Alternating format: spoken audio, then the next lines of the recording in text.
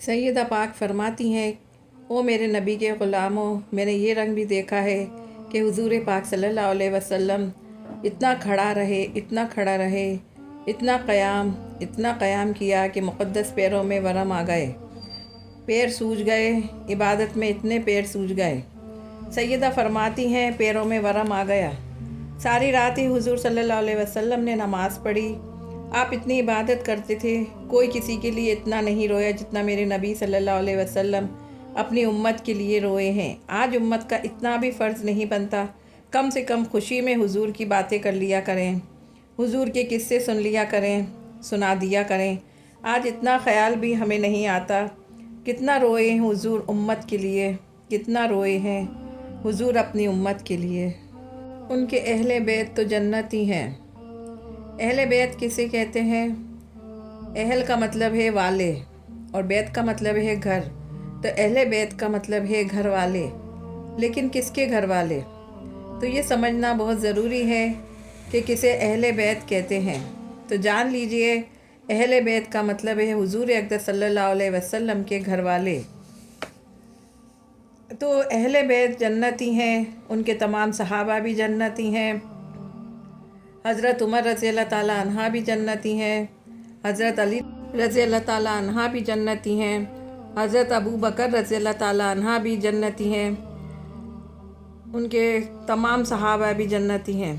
फिर हुज़ूर अक़दस सल्लल्लाहु अलैहि वसल्लम किसके लिए रोते थे?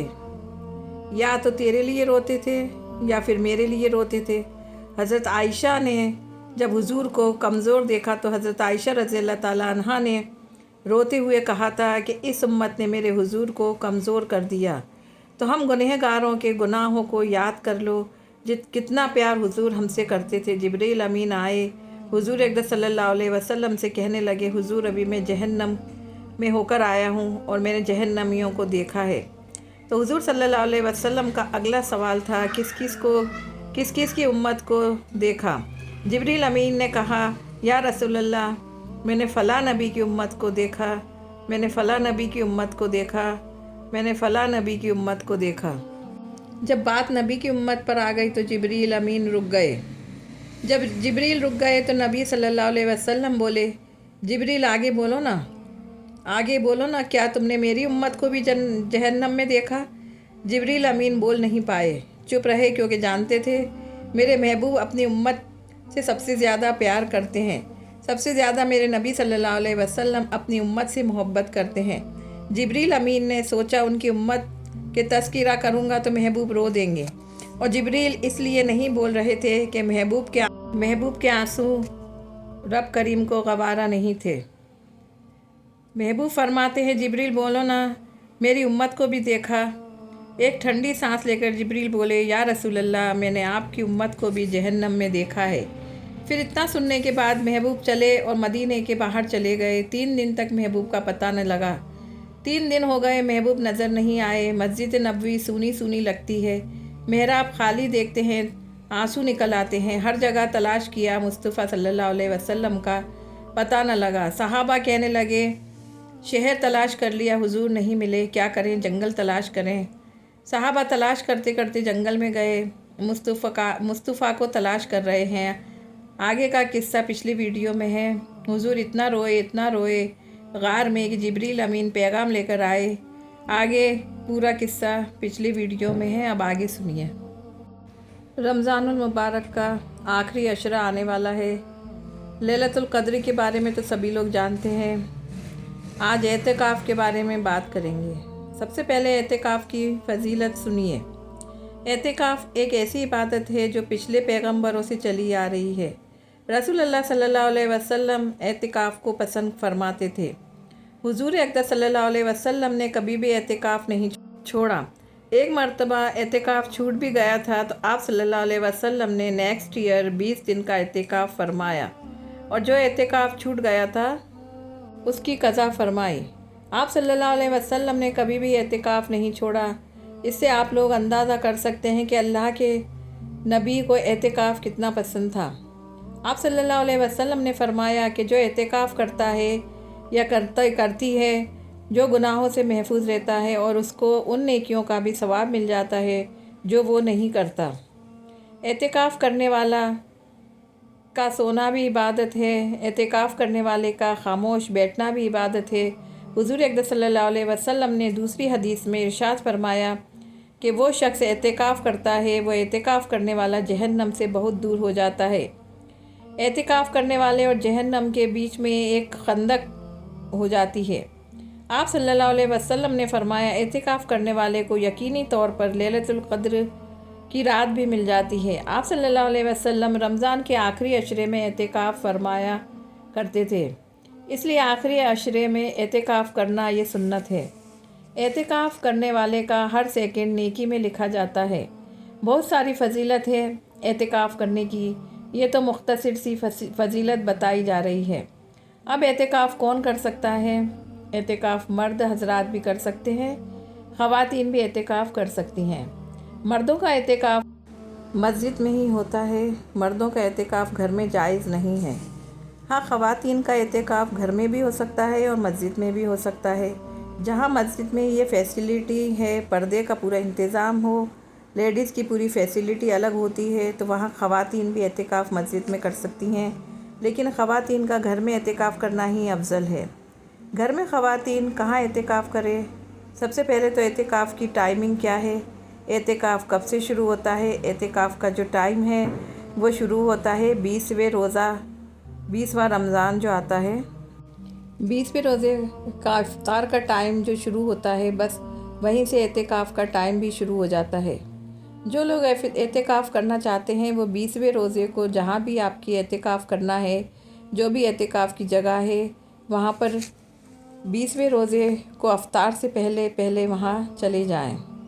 एहतिकाफ़ की जगह पर ही आप 20वां रोज़े का इफ्तार करें। अब आपका एहतिकाफ़ शुरू हो गया है। अब ईद का चाँद देखने तक आपको एहतिकाफ़ में ही बैठना है। 10 दिन का एहतिकाफ़ करना है, ये मसनून है। अगर कोई 9 दिन का एहतिकाफ़ करना चाहे, कोई 8 दिन का एहतिकाफ़ करना चाहे, तो फिर उसको सुन्नत वाले एहतिकाफ़ का सवाब नहीं मिलेगा। सुन्नत वाला एहतिकाफ़ कौन सा है? आप सल्लल्लाहु अलैहि वसल्लम रमज़ान के आखिरी अशरे में 10 दिन का एहतिकाफ़ फरमाते थे, तो मसनून है। जो एहतिकाफ़ है वो रमज़ान के आखिरी अशरे में है, 10 दिन का ही है। कोई 8 दिन का एहतिकाफ़ करना चाहे, कोई 9 दिन का एहतिकाफ़ करना चाहे, तो वो एहतिकाफ़ नफिल होगा। नफिल एहतिकाफ़ का सवाब मिलेगा, सुन्नत का सवाब नहीं मिलेगा। ख़वातीन क्या करेंगी?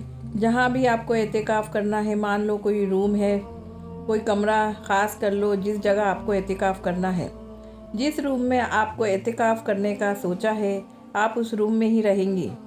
10 दिन तक उस रूम में ही, रूम से आप बाहर नहीं जाएंगी। उस रूम में बैठकर आपको अल्लाह की इबादत में लगे रहना है, ज़िक्र व अस्कार करना है, इबादत करना है, फ़ालतू चीज़ों में अब नहीं लगना है। यह है एहतिकाफ़ करने का तरीका। 10 दिन तक आप एहतिकाफ़ में लगे रहो। जिस जगह आप एहतिकाफ़ कर रहे हो उस जगह से बाहर जाना अब आपके लिए जायज़ नहीं है। हाँ, ज़रूरत के लिए, जैसे वॉशरूम जाना है, वज़ू करने के लिए जाना है, आप अपने घर में कोई एक रूम को सेट कर लें कि मुझे यहाँ एहतिकाफ़ करना है। उस जगह एहतिकाफ़ के लिए बैठ गई। अब उसी जगह वो रूम हो या बेड हो या चटाई बिछा ली या कोई तख़त बिछा हो, आप वहीं बैठे रहें। थकान हो जाए तो लेट जाएं, थोड़ी वॉकिंग शॉकिंग भी कर लें उसी रूम में। मान लो 10 बाई 10 का रूम है, आपने वहाँ एहतिकाफ़ का इरादा कर लिया, आप उससे बाहर नहीं जा सकती। हाँ, वॉशरूम जा सकती हैं, वज़ू के लिए थोड़ी देर के लिए जा सकती हैं, फ़ालतू नहीं जा सकती कि आपका मन हो गया टहलने का, आप रूम से बाहर चली गई, तो ऐसे आप नहीं जा सकती। कोई मेहमान आ गए तो वो भी आप नहीं जा सकती उनसे मिलने। मेहमान रूम में ही आकर आपसे मिलेंगे, आपके घर वाले वो आपसे रूम में ही आकर मिल सकते हैं, बातचीत भी कर सकते हैं। मान लीजिए अगर आप टीचर हैं, बच्चे पढ़ाती हैं, तो बच्चे उस रूम में आकर आपसे पढ़ सकते हैं। मोबाइल थोड़ी बहुत देर को यूज़ कर सकती हैं, कढ़ाई बुनाई भी कर सकती हैं, अपनी स्टडी भी कर सकती हैं, लेकिन बेहतर यह है कि आप सिर्फ दीनी काम ही करें, क्योंकि एहतिकाफ़ का मकसद ही ये है कि अल्लाह का कुर्ब हासिल करना।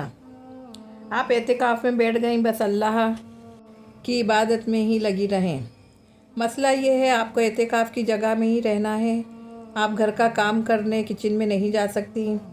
اگر باہر نکلیں گی تو آپ کا اعتکاف ختم ہو جائے گا۔ جیسے کوئی نے ڈور نوک کیا، آپ ڈور کھولنے نہیں جا سکتی، کوئی اور ڈور کھولے گا، آپ روم سے باہر آئیں اعتکاف ٹوٹ جائے گا۔ جینٹس کو بھی مسجد کے سرکل میں ہی رہنا ہے، ایک صف سے دوسری صف میں جا سکتے ہیں۔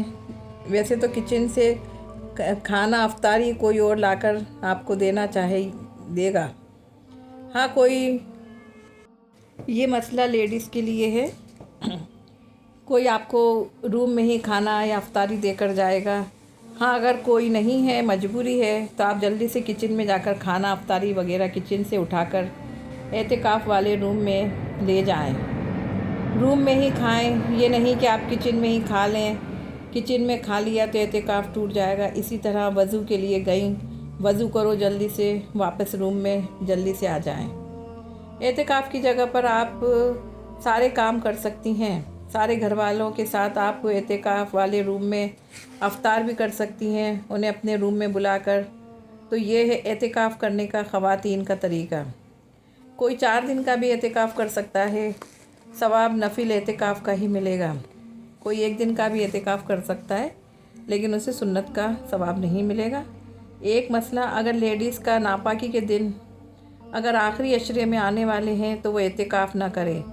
بائی چانس اعتکاف پر بیٹھنے پر ناپاکی ہو گئی تو آپ کا اعتکاف ٹوٹ جائے گا۔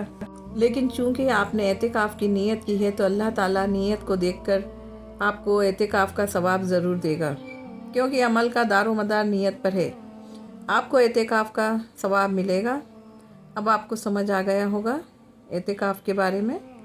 آپ لوگوں میں سے جو بھی اعتکاف کرنا چاہیں تو آپ اعتکاف کر سکتی ہیں۔ دعاؤں میں یاد رکھیے۔ اللہ حافظ۔